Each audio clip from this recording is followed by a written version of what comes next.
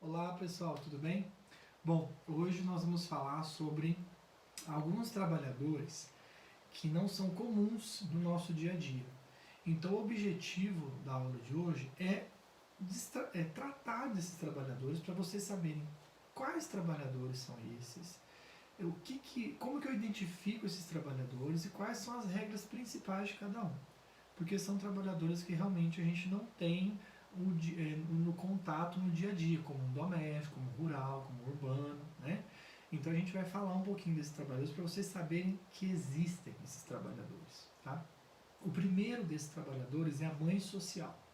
A mãe social, o que, que é mãe? Quem é mãe social? O que, que é mãe social? A mãe social está regulamentada. Então, antes de tudo, peguem os slides que nós já colocamos para vocês aí, tá? Depois do trabalhador menor, depois de aprendizagem, tem mãe social. O slide, acho que 51 por ali. Não tenho, vou ver se eu acho aqui para vocês. Acho que é 55 por ali, tá? 55, acho que 55. O slide 55 vai falar da mãe social. A mãe social é regulamentada por uma lei que está aí para vocês, que é a Lei 7.644 de 87. Essa lei cuida da mãe social, mas essa lei deixa claro que, na falta de dispositivo da mãe social, a gente pode aplicar a CLT. Tá? Mas o que é mãe social? Mãe social seria uma mulher, em tese poderia ser um homem também, mas em regra são mulheres, que cuidam de menores abandonados em casas-lares. Então, às vezes eu tenho uma ONG, eu tenho um município, eu tenho uma instituição filantrópica e ela pode ter casas-lares para abrigar menores abandonados. Então, segundo essa lei da mãe social, as mães sociais são empregadas dessas casas-lares, na verdade, empregadas dessas instituições, ou da ONG, ou do município, ou da instituição filantrópica. A mãe social é empregada dessas instituições e ela reside, ela fica nas casas-lares cuidando dos menores abandonados. Então o objetivo é que essas mães sociais, por isso que é o nome mãe social, que ela possa cuidar de até 10 menores abandonados por casa-lar. E ela vai ser registrada pela instituição, né, responsável por essa casa-lar. E aí ela vai ter registro em carteira, todos os direitos trabalhistas básicos, mínimos do trabalhador previsto no artigo 7º da Constituição. Então ela tem anotação na carteira, ela tem 13º, ela tem recolhimento de FGTS, ela tem recolhimento, a contribuição do INSS, ela tem férias, ela tem descanso semanal remunerado, só que ela não tem controle de jornada. Como ela vai morar numa casa-lar cuidando desses menores, ela não tem direito a horas extras. Então aí no slide, se vocês quiserem acompanhar, slide 55 e 56, eu coloco para vocês o conceito que está no artigo 1º, então se você abrir a lei 7.644 de 87 no artigo 1º, eu não vou ler aqui para não ficar chato, não ficar maçante, mas você pode abrir e você vai ver que esse conceito é o que está aí. Ó. Mãe social exerce seu trabalho nas casas lares, dedicando-se à assistência de menores abandonados, no máximo 10 por residência, devendo residir com os menores que lhe forem confiados na casa-lar que lhe for destinado. Então ela tem um objetivo social de cuidar desses menores. O artigo 5º garante para ela anotação na carteira, remuneração não inferior ao salário mínimo, descanso semanal, férias, previdência, 13º e FGTS. E o artigo 6º traz que ela não teria direito às horas extras. Então, isso que é mãe social. Você tem que saber que ela existe, o que pode cair numa prova. O conceito da mãe social, esses direitos básicos do artigo 5º e o artigo 6º, que ela não tem direito às horas extras. E na falta de dispositivos da legislação, eu aplico a CLT. Então, se eu tiver uma situação em que eu não consigo, que a legislação dela não consegue resolver, eu vou buscar a CLT. Então, basicamente é isso. Se ela for demitida sem justa causa, ela vai ter também direito à multa de 40%. Então, esses seriam os pontos principais para a gente saber o que é mãe social e quais são os direitos básicos da mãe social. Né? Então, seria isso que vocês têm que saber, principalmente para as nossas provas. Tá? O que seria índio? Trabalho do índio, eu coloquei para vocês aí. Já é o slide, se não me engano, 58, 57, 58. O índio, né, é muito simples. As pessoas falam, mas se eu contratar um indígena, né, que direito trabalhista que ele tem? Tem algum direito específico? Não. O índio tem uma lei, que é a Lei 6.173, que regulamenta. Então, a Lei 6.173 traz a questão do índio, de modo geral, como se fosse o Estatuto do Índio. Né? Nos artigos 14, 15 e 16, essa legislação diz o seguinte: se o índio for contratado para trabalhar na cidade, aplica-se ele a CLT. Então, ele vai ser tratado como urbano. Se ele for contratado para trabalhar numa residência, vai ser tratado como doméstico. Se ele for contratado para trabalhar numa fazenda, vai ser tratado como rural. Então, ele vai receber os direitos trabalhistas dele referente à função que ele foi contratado. Então, não tem nenhuma peculiaridade específica em termos de direitos. O trabalhador indígena que já está inserido na sociedade, ele é contratado, ele vai receber os direitos trabalhistas do urbano, do rural, do doméstico, na respectiva função ou atividade que ele foi contratado. O detalhe aqui é que, se esse trabalhador indígena reside, ele habita parque ou colônias, ou seja, uma reserva indígena que é cuidada pela FUNAI, pelo órgão, né, responsável, aí para esse trabalhador, para esse indígena ser contratado, para fazer um contrato de emprego com ele, eu preciso da autorização prévia da FUNAI. Então aí eu preciso da autorização prévia desse órgão que cuida e que é responsável por esses índios. Isso eu coloquei para vocês aí nos slides, ó, que caiu uma pergunta dessa numa magistratura do trabalho em 2011, e era uma pergunta de primeira fase. Você tinha que saber, né, que era necessário que os índios que habitavam colônias e parques, né, de reservas, eles teriam que ter autorização prévia do órgão competente, do órgão que cuida, né, desse parque, dessa colônia, para poder fazer um contrato de emprego. Então tinha que ter uma autorização prévia. Então precisa saber isso do índio, que tem o Estatuto do Índio, Lei 6.073, que tem 3 artigos que falam da parte trabalhista, que basicamente é isso. O índio sendo contratado como rural, como urbano, como doméstico, ele vai receber como rural, como urbano, como doméstico. Tá? E que se ele habitar uma colônia, um parque, uma reserva cuidada pela FUNAI, a FUNAI vai ter que autorizar previamente esse contrato de emprego. Então o índio é isso. Não tem segredo. Tá? Próximo tema. Depois da mãe social, depois do índio, nós temos o advogado. Advogado empregado. Né? Esse advogado empregado, o que é importante a gente saber? A gente também tem que saber que existe um estatuto que regulamenta a advocacia, que é a Lei 8.906 de 94, está aí para vocês nos slides, se não me engano, 59, a partir de 59, 60 ali, tá? A Lei 8.906 de 94, ela regulamenta a advocacia, a profissão da advocacia. E nós temos o artigo 20, que é o artigo que traz uma peculiaridade em relação aos direitos do advogado. Os advogados, eles podem ser empregados. Se eu sou um advogado autônomo, é lógico que eu não vou ter vínculo de emprego com ninguém, não vou ter vínculo de emprego com meus clientes, mas eu posso ser advogado contratado por um escritório de advocacia, por uma empresa, e ser advogado empregado. E se eu for um advogado empregado, eu vou ter direitos trabalhistas, como qualquer outro empregado. Primeiro eu tenho que olhar a Lei 8.906 de 94, na falta de dispositivo eu também busco a CLT de forma subsidiária. O advogado, ele pode trabalhar de forma parcial, 20 horas por semana, ou ele pode trabalhar de forma exclusiva. Só que a lei fala exclusiva, a lei não fala quanto tempo seria essa exclusividade. Então existe uma divergência que a exclusividade tem que ser definida em contrato. O que seria exclusividade?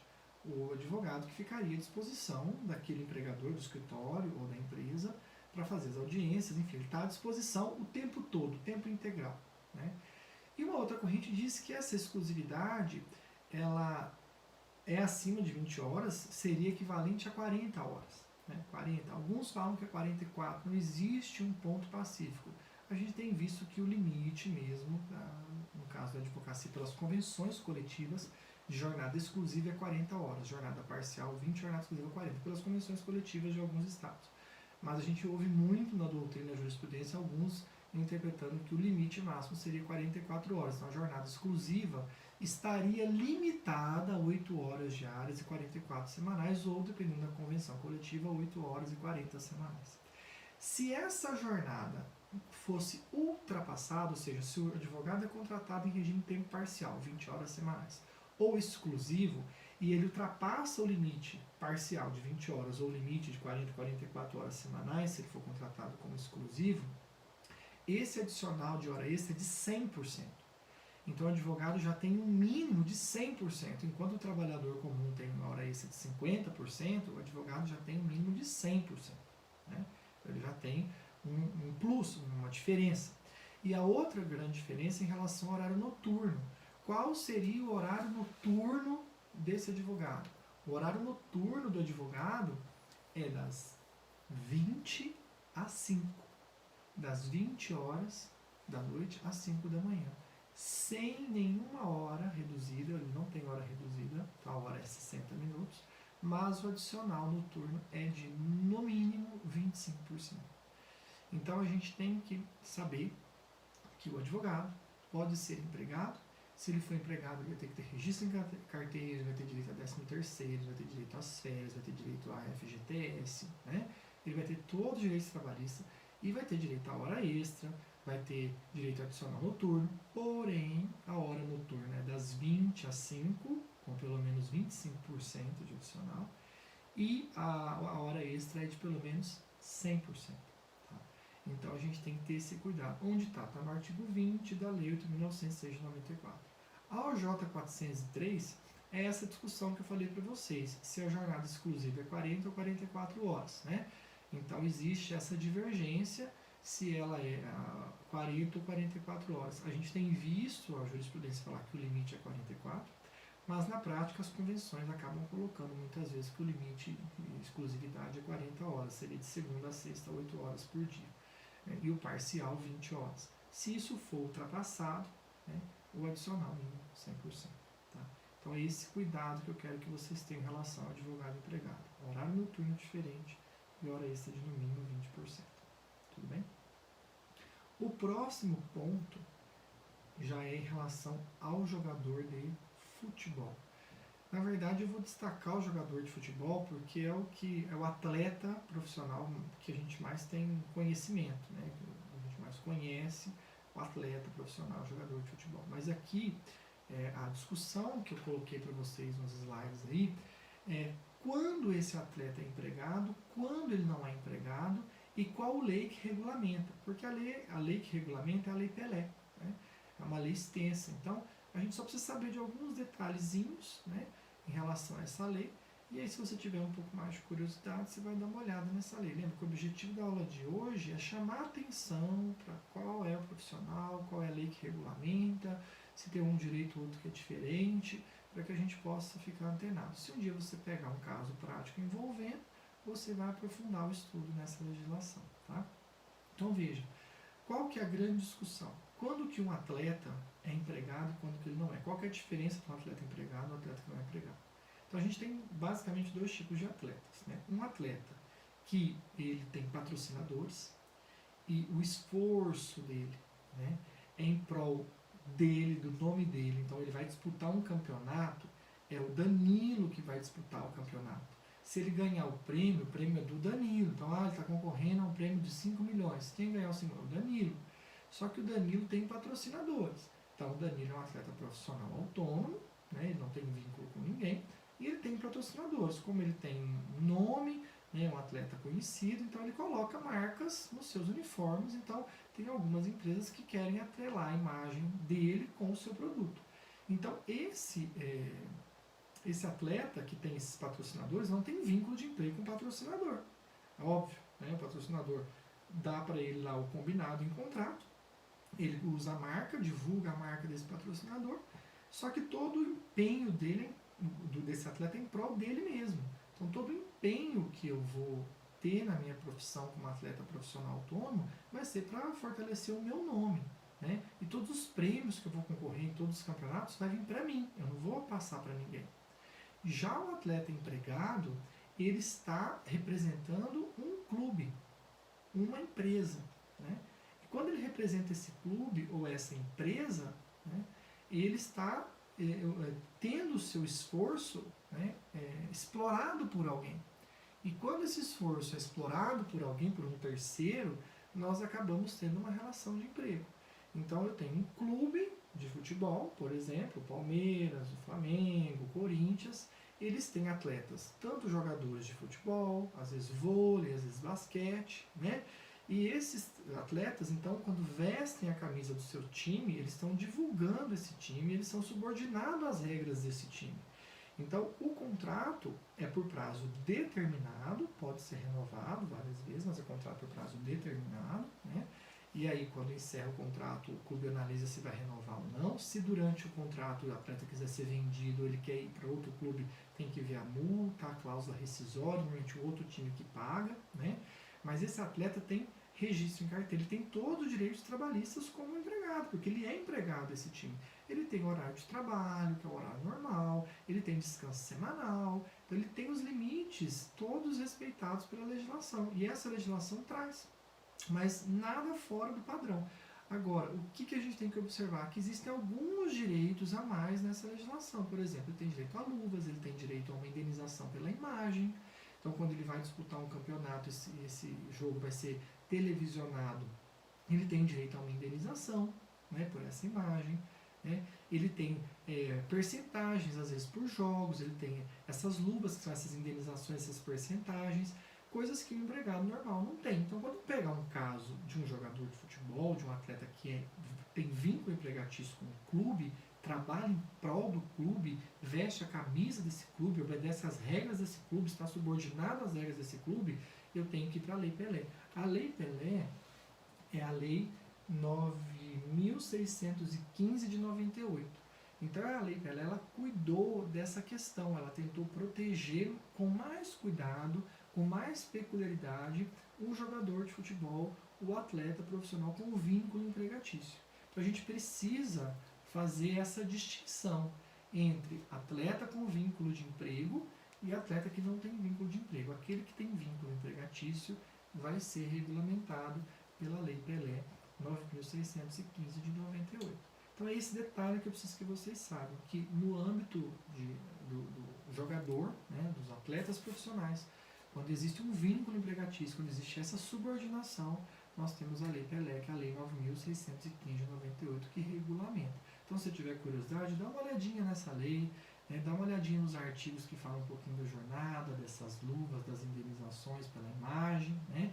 Mas muitas questões são colocadas também em contrato. Então, dependendo do jogador, obviamente o contrato dele é diferenciado, com cláusulas um pouco mais valorosas, né, com cláusulas um pouco mais diferentes do que outros contratos normais. Então é óbvio que se você está analisando um grande time onde os jogadores ganham bem, é porque o contrato deles, né, prevê salários e coisas diferentes do que o jogador de um time de interior menor, que não tem tanta visibilidade, que o clube não tem tanta renda assim. Né? Então a gente precisa saber desse detalhe da Lei 9.615 de 98, que é a Lei Pelé. Tudo bem? Então eu espero que vocês tenham entendido bem essa diferença. Né? E o último trabalhador de hoje é o trabalho escravo. Eu não vou falar que é trabalhador, porque escravidão é crime, não pode, né? No Brasil isso não é permitido, eu acho que em todos os países civilizados do mundo. O trabalho escravo ou análogo à condição de escravo é totalmente proibido. Então o que a gente tem para colocar? Além de ser uma questão criminosa, que não pode, se eu estou diante de uma situação que o empregador tem trabalho escravo, seja na fazenda ou seja na cidade, no âmbito urbano. Quais os direitos desse trabalhador escravo? Né? A gente tem que prestar atenção que o trabalho escravo, ele vai ter direito com base na atividade que ele está exercendo. Então, se eu estou numa fazenda, eu sou trabalhador escravo de uma fazenda, se a empresa, a fazenda é fiscalizada, os fiscais batem lá e pegam esse flagrante, essa relação de escravo, todos esses trabalhadores em condição análoga de escravo vão ter direito a receber todas as verbas trabalhistas como trabalhadores rurais. Se eu estou numa confecção, no âmbito urbano, a gente vê muito falar, né, bolivianos que vêm trabalhar em condição análoga de escravo aqui em São Paulo, em algumas confecções que exploram o trabalho escravo, né? Se bate uma fiscalização ali, esses trabalhadores, em que pese serem estrangeiros, eles vão receber todos os direitos trabalhistas como urbano. Então, ao primeiro momento, o Estado vai fazer com que toda essa relação, nesse período que ele trabalhou como escravo, seja reconhecida, anotado na carteira, ele vai receber as férias em dobro se tiver, 13º, FGTS, ele vai receber todas as verbas trabalhistas, horas extras, tudo que ele tiver nesse período que for constatado ali pelo órgão competente, ou pelo Ministério Público, ou pelo Ministério do Trabalho, ou pelo Ministério da Economia, ele vai receber todos esses direitos trabalhistas, com anotação em carteira, com tudo. Né? Eles vão analisar o período que ele trabalhou nessa condição e vai ser pago. Se ele for trabalhador escravo no âmbito urbano, ele vai receber como urbano. Se ele for no âmbito rural, como rural. Se ele for como doméstico, como doméstico. Só que a Constituição traz um detalhe extremamente importante. Né? E a Constituição diz que no caso do trabalho escravo, a propriedade será expropriada. Então, tanto a propriedade urbana quanto a propriedade rural, se o proprietário for ali pego em flagrante, né, ou for autuado como empregador de trabalhador escravo, né, se é que a gente pode usar essa nomenclatura, ele vai correr o sério risco de ter propriedade retirada. E expropriação é diferente de desapropriação. Desapropriação ocorre quando o Estado precisa retirar a propriedade, mas vai ter que indenizar, porque o proprietário não praticou nenhum crime, nenhum ilícito. É um interesse público que está em jogo ali, e o Estado então tem que indenizar de uma forma justa. Né? Agora, a expropriação é a retirada da propriedade sem nenhuma indenização. Isso é para mostrar como a Constituição é totalmente contrária a qualquer forma de trabalho escravo. E para destacar, existe, depois de algumas discussões na época, tem uma portaria que é a 1293 de 2017, está aí para vocês, trabalho escravo está entre os slides 63 e 64, tá? E ela diz lá, considera a condição análoga de escravo, então o trabalho escravo, igual a gente tinha antigamente, é mais difícil, mas pode existir, mas também existe a condição análoga de escravo. Considera a condição análoga de escravo o trabalhador submetido de forma isolada ou conjuntamente, sozinho ou em vários, né, trabalhadores, a trabalho forçado, jornada exaustiva, condição degradante de trabalho, então assim, trabalho forçado, ser obrigado a fazer. Exaustiva, trabalhar excessivamente, demais, fora do padrão. Né? Condição degradante, não ter locais para dormir adequadamente, para comer adequadamente, para fazer necessidades adequadamente, não tem banheiro, né? Então, trabalho degradante. Restringir a locomoção do empregado por dívida contraída com o empregador ou preposto, né? E retenção no local de trabalho, ou seja, o empregador tem lá uma venda, uma quitanda, um mercadinho, e o empregado tem que comprar sempre ali, então ele é obrigado a comprar ali, a preços abusivos, e ele sempre fica devendo, e o empregador impede ele de sair enquanto ele não pagar, só que ele nunca consegue pagar. Então aí ele vai ficando ali trabalhando de uma forma escrava mesmo, análoga à condição de escravo, porque o que ele faz é realmente para comer, e o empregador pratica preços abusivos e não consegue deixá-lo sair, né? Impede, retém esse trabalhador no local de trabalho. Então isso é condição análoga de escravo. É um trabalho extremamente proibido, né? E se acontecer de ser pego o empregador nesse flagrante, além de ter a terra expropriada, vai ter que pagar todas as verbas trabalhistas para esses empregados. Tá? Então hoje, na aula de hoje, eu queria destacar estes pontos com vocês. A mãe social, o índio, né? O advogado, o jogador de futebol e a questão envolvendo o trabalho escravo. Então esses seriam os pontos principais da aula de hoje. Na próxima aula a gente vai falar de algumas observações importantes, alguns detalhes relacionados aos trabalhadores, para a gente encerrar a parte de trabalhadores. A gente já viu nas últimas aulas trabalho da mulher, trabalho do menor, né? Então agora a gente vai ir para a parte de encerramento desses trabalhadores, para a gente depois entrar na parte de empregador. Ok? Tirem as dúvidas por WhatsApp, no nosso grupo, e eu vou agora tentando aprender com o WhatsApp, com o vídeo, né, as lives aqui, e postando para vocês. Qualquer coisa, vocês entrem em contato no horário da aula comigo pelo WhatsApp. Ok? Até mais.